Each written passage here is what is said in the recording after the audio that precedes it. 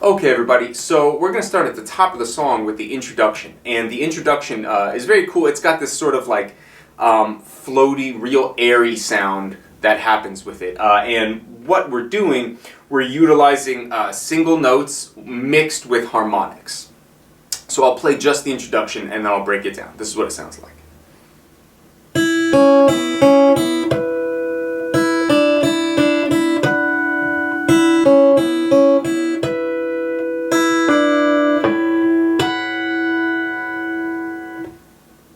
Okay, so what we're doing, we're bouncing back and forth between open first string and second fret B string. Like that.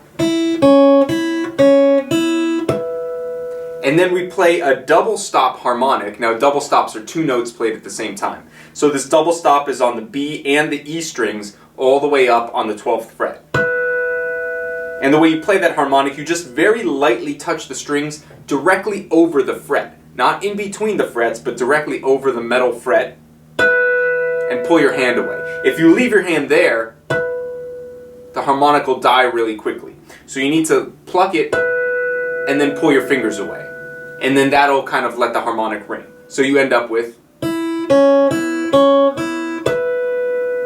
And you do then the same idea, except instead of second fret, you do it on the 3rd fret. And then instead of the 12th fret harmonic, you do a 7th fret harmonic on the same strings. So exactly the same thing, except you're switching to 3rd fret there and 7th fret for the harmonic. So you end up with like that. So you bounce back and forth.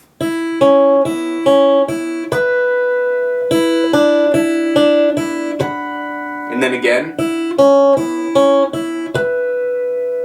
And then the 4th time you do this. Now here we're playing an open E string and then a 12th fret harmonic on the D string. And then we play a 7th fret harmonic on the A string. And then the top two strings, E and B strings, both on the 7th fret harmonic. Like that. So you end up with... And that's the intro.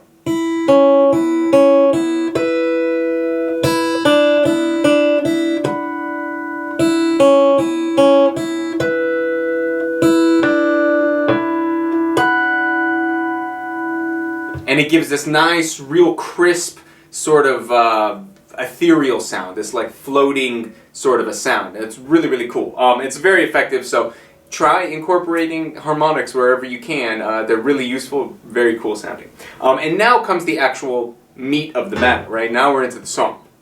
So I'll play through the first little bit, and then I'll break down and we'll go, you know, maybe phrase by phrase or a couple measures at a time. So this is the first part I'm going to show you.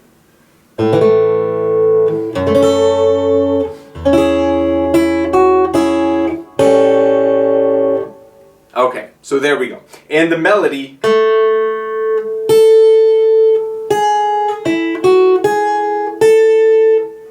Very, very common melody. So what we're doing, we're basically playing like what is an A power chord. We're playing an open A string, and then we're playing 2nd fret strings D and G. So open 2, 2. And then we bar the entire 2nd fret, and we're playing just the low 6th string and the top 3 strings. So that's 2nd fret on the low E, and then 2nd fret on the G and B string, and then 5th fret with our pinky up here on the high E. Like that. So we have... And then we make basically a C sharp minor shape. So we put our 3rd finger on 6th fret G string, and we play 6, 5, 4 on the top 3 strings, along with an open E. And after that, we play the B string where our middle finger is, and then put our pinky down on the B string on the 7th fret. And then we play that C sharp minor chord again without the E. And then we drop back to pinky on the 5th fret high E, first finger on the C sharp on the B string, and then open A, open G, and those two notes. Like that. So that sounds like this.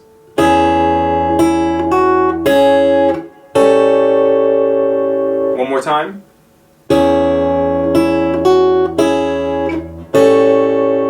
And then we play this next part.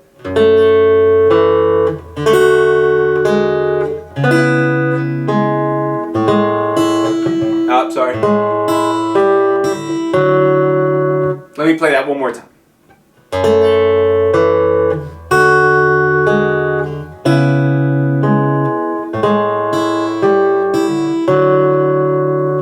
So now here, after we finished with this, we bar the 2nd fret again and just play the E and the G strings. And then we play the D string still underneath the bar.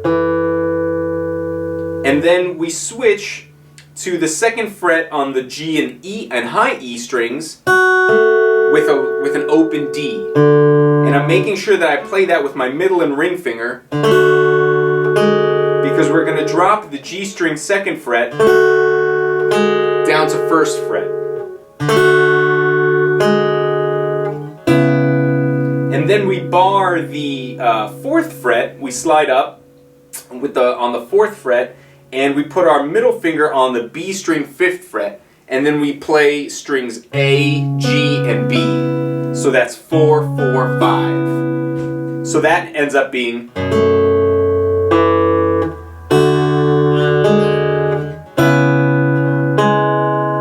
then, basically, what we end up doing here is we're basically making a C sharp minor chord. C sharp minor 7, that is.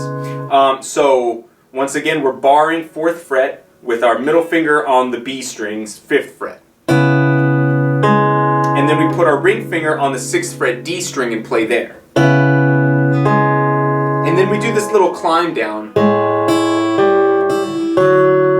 These are those passing notes I was talking about, where you're kind of playing in between where the melody is. And so now we're leaving our, after this C sharp minor chord, we're leaving our ring finger there and we're taking off the rest of our fingers and we're playing open A and that ring finger together. And then open E. And then we drop that ring finger down to middle finger on the 5th fret and then open E again. So that's. And then we drop that middle finger down one more time to the 4th fret and add our ring finger on the 5th fret A string to it. Like that. So once again, this whole second section sounds like this.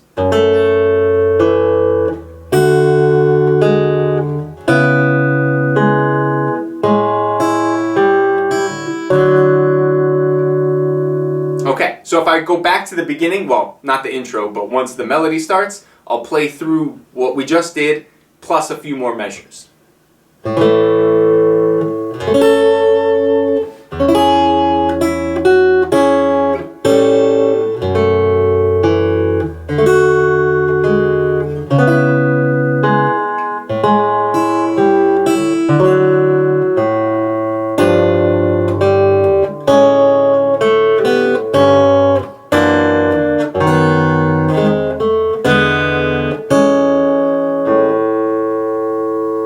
Okay, and that's sort of like the end of the first melody. And basically, after this climb down, we end up on that D and that F sharp, which sort of symbolizes like a D major chord. And then we play an open A. And then we play basically a G dominant 7, but the way we're doing it, we're playing 3 fingers on the 3rd fret, each one skipping a string. So starting on the E string, and then the D string, and then the B string. And then we play, after that, we play those three together. And then we play an open G. And then we play basically what is an A major 7. So starting with an open A, first finger on first fret G string, and then I play my ring finger on the second fret B string. So that's open, 1, 2. So, and the reason I play my ring finger is because the next note I'm going to need is my middle finger on the second fret G string. And then an open B. So, and so after that A major 7, I play an actual A, and then an open B, and then just like that G dominant 7 chord where I'm playing 3 fingers on the 3rd fret, I do the same thing, except instead of my pinky on the 3rd fret, I put my first finger on the 2nd fret. So now I'm playing 3rd on the E, 3rd on the D, 2nd on the B. And then after that, I play an F sharp 7 sharp 5. So this is basically like a G minor 7 flat 5 if you're thinking about this like as far as jazz chords are concerned. And then we play this chord where I'm playing 2nd fret E string, 2nd fret D string, and then 3rd fret G, 3rd fret B. That gives me an F sharp 7 sharp 5. And then I get this chord. Now this is basically a B major chord in an inversion. So I'm playing the F sharp in the bass, low F sharp, same note I just played in the bass for this chord, but now I'm playing it with my middle finger. And I'm playing an open B and first fret on the D string. So that's basically just a B major chord. And then I play first fret G, 2nd fret G.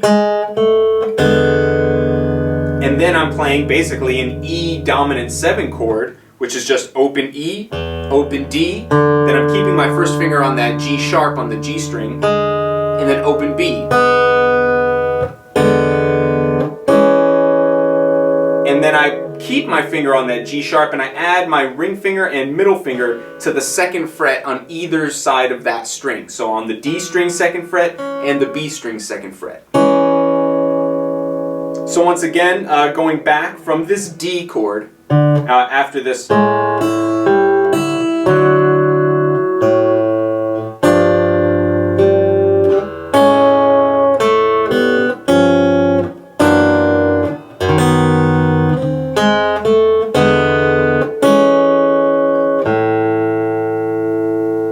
Right like that. And so that's sort of like the first bit of the melody. So I'll play that whole first part of the melody together. Sounds like this.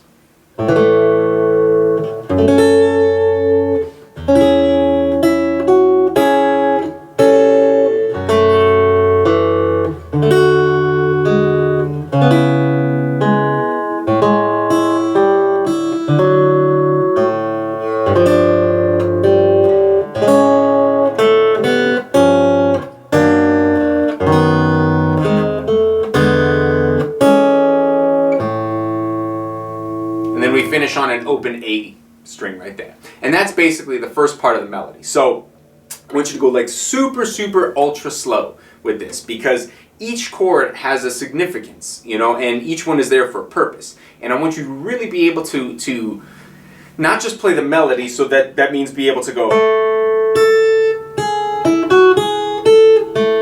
and be able to play the melody and hear the melody and phrase the melody, but I need you to also pay really close attention to the bass notes.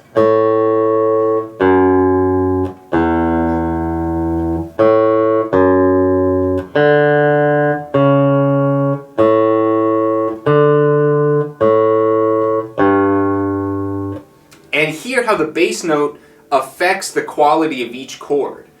Because that's the Brazilian jazz part of it, right? Is where you're playing. I mean, most of these chords, like I said, it's, you know, with the exclusion of the F7 or F sharp 7 sharp 5, most of them are relatively simplistic jazz chords. You know, like minor 7, dominant 7, minor 7 flat 5, sort of. There's one of them in there. But for the most part, they're all relatively simplistic harmonies, but it's the bass movement that really makes that sort of thickness and that Brazilian sound, right? And so work with that, plus the melody, combine those chords, and notice how the passing chords move along, and see if you can't phrase just that first bit of the verse, and then we'll move on to the next part. So don't go anywhere.